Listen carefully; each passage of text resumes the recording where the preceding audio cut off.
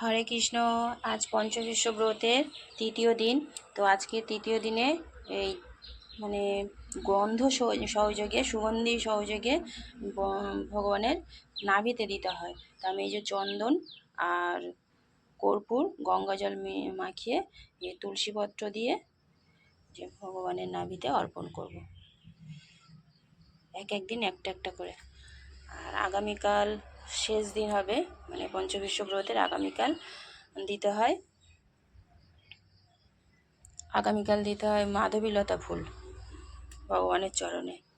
তো আজকে যে দিয়েছি, আর এবার আমি মানে আরতির সব জোগাড় করে নিয়েছি। আর ভোগ তো অনেক আগেই দেওয়া হয়ে গেছে, ফুল টুল দিয়ে সাজিয়েছি। এবারে হচ্ছে আরতি করব, তারপর পুজো কমপ্লিট হবে, তারপর তুলসী মঞ্চে যাব।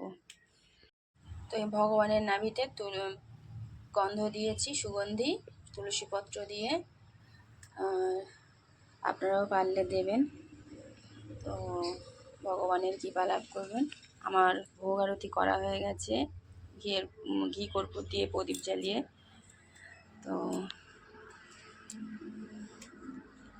রাধে রাধে, সবাই ভালো থাকবেন, সুস্থ থাকবেন।